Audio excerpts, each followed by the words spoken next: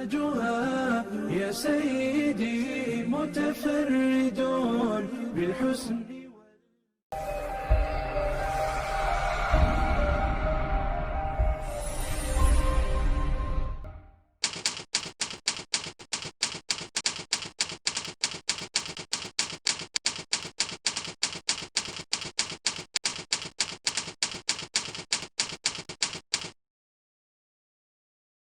السلام عليكم ورحمة الله. الحمد لله رب العالمين والصلاة والسلام على أشرف الأنبياء والمرسلين.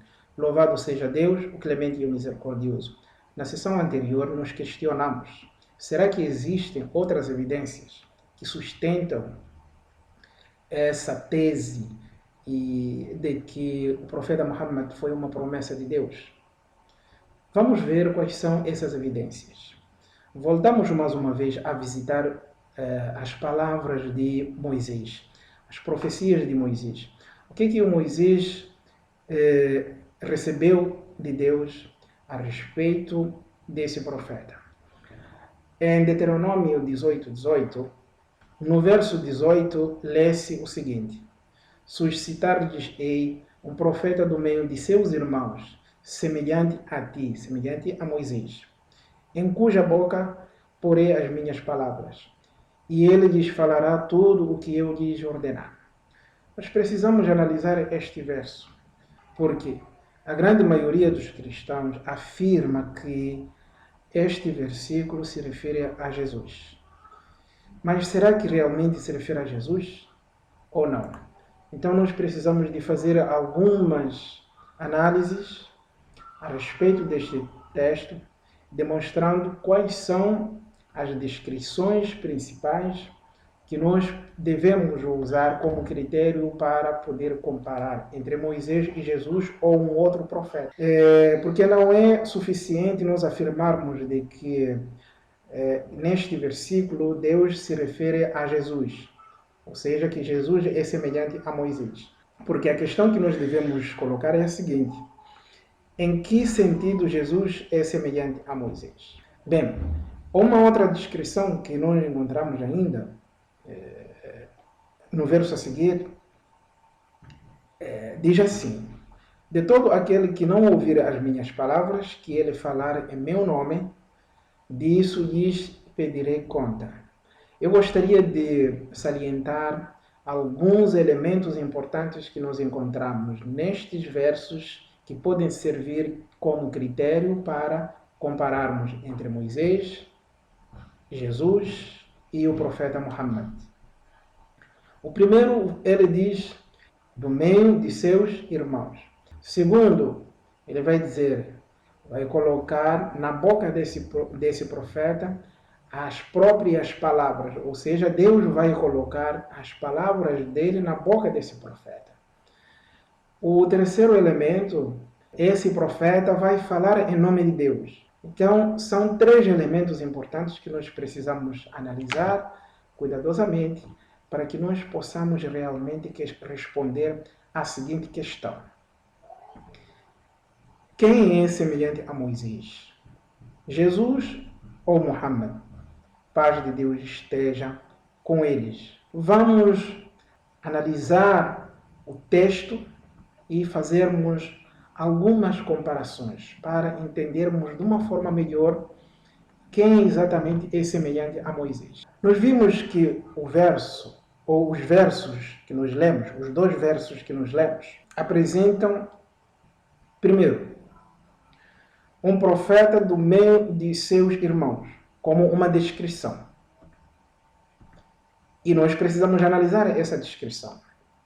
Um profeta do meio de seus irmãos. Se nós afirmarmos de que é Jesus, a princípio podemos aceitar de que é Jesus. Mas a questão que nós podemos colocar é a seguinte: por que exatamente Jesus? Será que não existiram outros profetas além de Jesus? Os cristãos dizem de que é Jesus porque Moisés foi judeu e Jesus foi também judeu. Mas a questão é, será que foi o único profeta judeu que veio depois de Moisés? Por que não pode ser, por exemplo, o João Batista? Por que não pode ser Zacarias?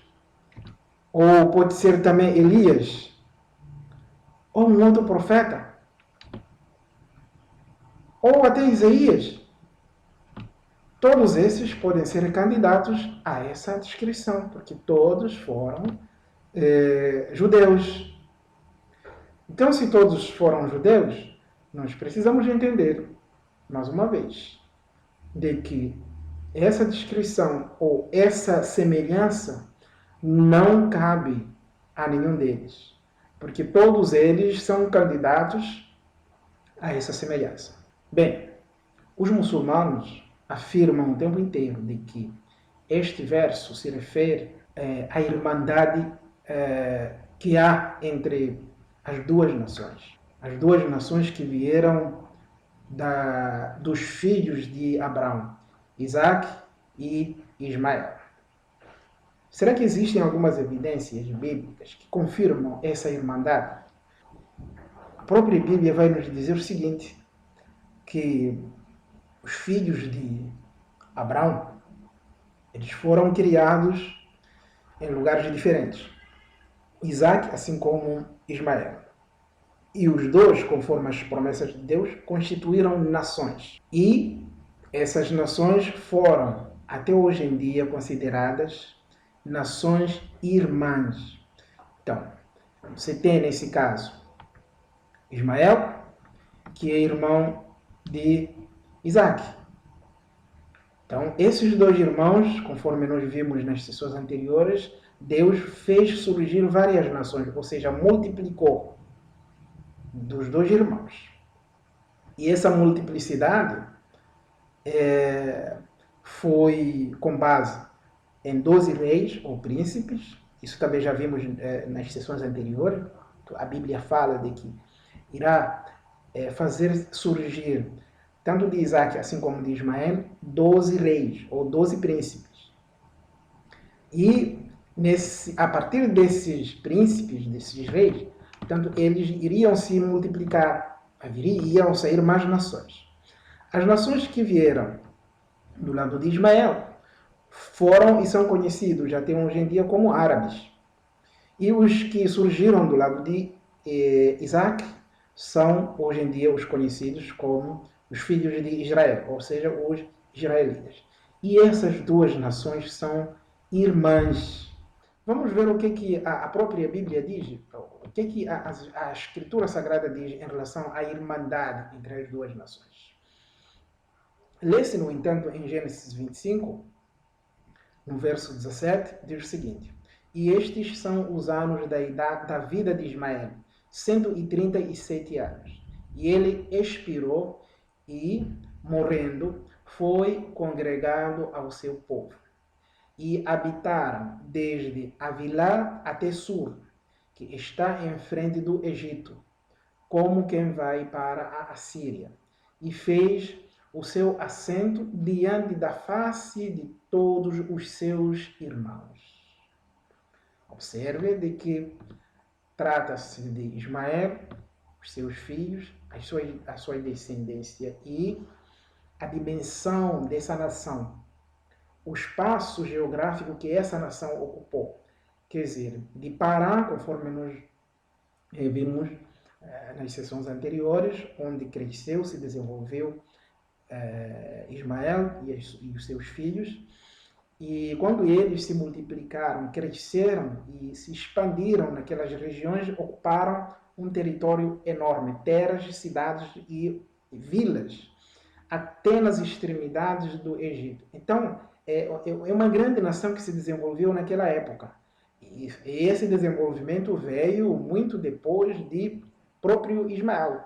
Portanto, até essa época em que eles se expandiram, Ismael já não existia mais. Mas Deus vai dizer, segundo a Bíblia, que eles viveram ao lado de seus irmãos. Ou seja, os árabes são irmãos de os judeus. Os ismaelitas são irmãos de israelitas. Existe um outro exemplo? Sim, vamos ver. Um outro exemplo. O que diz? Disse-lhe também o anjo do Senhor: Eis que concebeste e darás à luz um filho, e chamarás o seu nome Ismael, porquanto o Senhor ouviu a tua aflição. E ele será homem feroz, e a sua mão será contra todos, e a mão de todos contra ele, e habitará diante da face de todos os seus irmãos. Mais uma vez, a Bíblia confirma de que Ismael e Isaac foram irmãos, e as duas nações que surgiram desses dois viveram uma nação ao lado da outra. É isso que a Bíblia nos mostra neste momento. Então, é preciso deixar bem claro de que essas evidências todas deixam bem claro de que a irmandade que Deus se refere, no verso 18, do Deuteronômio 18 também, assim como 19, conforme nós vimos, refere-se às duas nações. E aí sim é possível esse irmão dos judeus ser o candidato possível, porque Jesus não pode ser o único candidato, uma vez que vieram vários profetas depois de Moisés, e todos eles foram judeus. Então poderia ser um outro, poderia ser João Batista, poderia ser Zacarias, poderia ser Isaías, enfim, poderia ser um outro que não fosse Jesus. Isso não seria um problema. Então, para dizer que Jesus não é o melhor candidato para essa descrição, mas sim, conforme inclusive nós já mostramos, as próprias evidências bíblicas demonstram de que a irmandade refere-se aos dois irmãos, as nações que vieram dos dois filhos de Abraão. Vamos analisar a outra característica que nós encontramos, ou definição que nós encontramos nesse verso 18. Ele vai dizer, cuja boca porei as minhas palavras. E nós podemos, mais uma vez, colocar esta questão. Em que livro nós encontramos essas evidências onde Deus coloca as suas palavras na boca do profeta? A Bíblia Sagrada, ela não apresenta esse tipo de característica narrativa.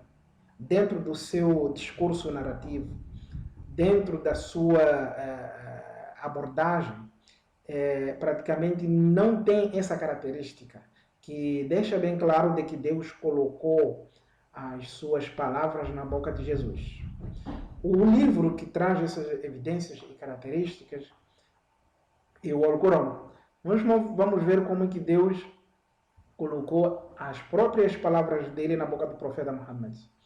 Deus diz-lhes, ó adeptos do livro, vinde para chegarmos a um termo comum entre nós e vós.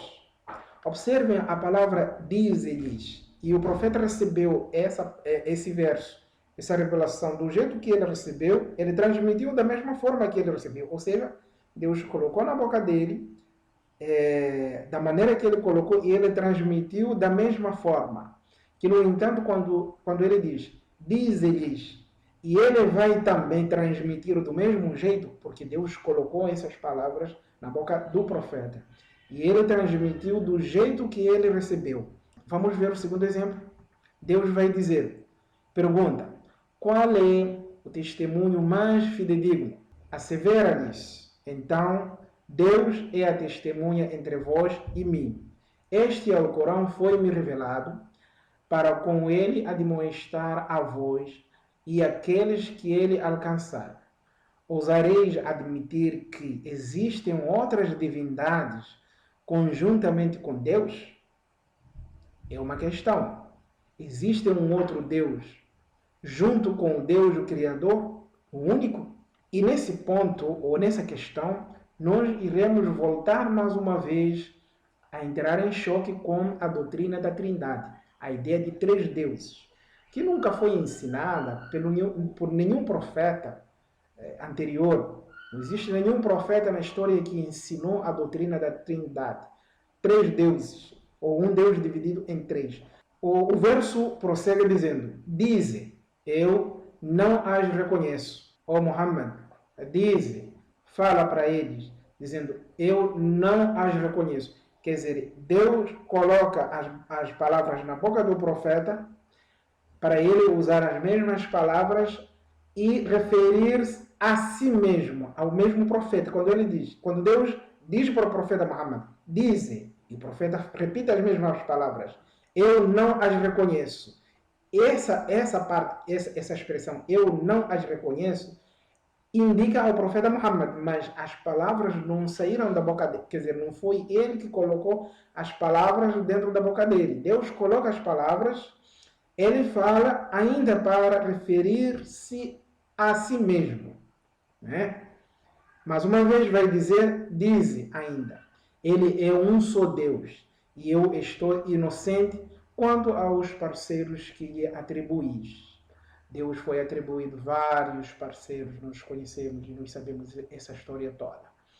Por isso o Alcorão veio mais uma vez, o Islão veio mais uma vez, chamar a atenção aos nossos irmãos cristãos para que voltem a adorar o único Deus, que não tem parceiro, que não tem filho, que não tem mãe, que não gerou e nunca foi gerado. E nós vamos, ao longo desta sessão, abordar de uma forma muito breve essa questão da trindade, a questão da multiplicidade de Deus e assim como a adoração.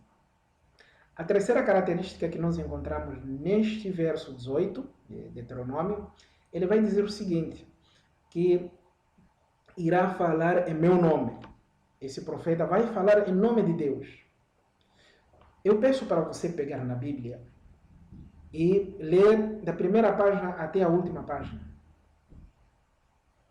E procure onde vem essa expressão, em nome de Deus. Procure onde vem a expressão, em nome de Deus. Um profeta dizendo, em nome de Deus. Se você pegar, por exemplo, o Novo Testamento, existe uma convicção clara e generalizada de que todo cristão, seja ele evangélico ou católico, deve orar em nome de Jesus. Tudo é feito em nome de Jesus. No livro de Marcos, aquela história que diz de que Jesus ressuscitou, depois foi ter com a Maria Madalena e depois foi ao encontro dos seus discípulos e revelou, conversou com eles para que eles fossem pregar o Evangelho e que eles batizassem em nome de Jesus. Quer dizer, tudo é feito em nome de Jesus, não é feito em nome de Deus. Então, se os cristãos hoje em dia fazem em nome de Jesus, como é que Jesus vai ser igual a Moisés? Porque os judeus nada fazem em nome de Jesus, de Moisés. Os judeus não fazem nada em nome de Moisés. Moisés foi simplesmente um profeta que trouxe a mensagem de Deus. Então, mais uma vez, essa característica não se encaixa em Jesus, mas sim no profeta Muhammad. Se você tem um Alcorão, abre, vai observar de que 114 capítulos que o Alcorão compõe, todos eles começam com esta expressão, em nome de Deus, o clemente e o misericordioso. Menos ou salvo um capítulo, a Tauba, capítulo 9. Esse é o único capítulo que não começa com o verso em nome de Deus, o clemente e o misericordioso. E o profeta, ao longo da sua vida, dizia às pessoas de que todas as ações devem ser feitas em nome de Deus. Tudo aquilo que um muçulmano faz na sua vida, religiosa ou não, tem que falar em nome de Deus. Esse é o ensinamento básico. Transformar as nossas ações em adoração, em nome de Deus. Não em nome de um profeta, ou seja, em nome de Jesus, como fazem os cristãos. E nesse contexto, Moisés não é igual a Jesus, justamente porque os cristãos, eles fazem tudo em nome de Deus, de Jesus. E o verso diz que esse profeta falará em nome de Deus. Existe um outro verso que também nega a ideia de que Jesus é igual ou semelhante a Moisés. Olha o que diz o Deuteronômio 34. Ele vai dizer o seguinte: e nunca mais se levantou em Israel profeta algum como Moisés, a quem o Senhor conhecerá cara a cara. Então, Deuteronômio 34 nega categoricamente de que depois de Moisés surgisse um profeta igual a ele. Então, não surgiu depois de Moisés um profeta naquela linhagem de Israel, um profeta igual a Moisés. E o verso deixa bem claro, nega a ideia de surgir um outro profeta na linhagem de Israel, e nós sabemos de que Jesus foi, sim, de Israel. Então, mais uma evidência que demonstra de que Jesus não é o melhor candidato para se dizer de que é semelhante a Moisés. Vamos ver outras evidências básicas. Nós estamos falando das evidências básicas. Depois dessa análise textual, vamos entrar então na questão da doutrina. Como é que os judeus concebiam Moisés e como é que os cristãos concebem Jesus? E depois fazermos esse paralelo, essa ponte, fazermos essa comparação. Se no que diz respeito àquilo que é a base da mensagem, aquilo que é a essência de uma religião. A essência de uma religião é o monoteísmo, a adoração e o monoteísmo. Essa é a essência da religião. E nós vamos deixar bem claro de que os três, Moisés, Muhammad e Jesus, diferem no que diz respeito à essência desses três. Na próxima sessão nós iremos trazer outras evidências a respeito dessa matéria. Assalamu alaikum wa rahmatullah.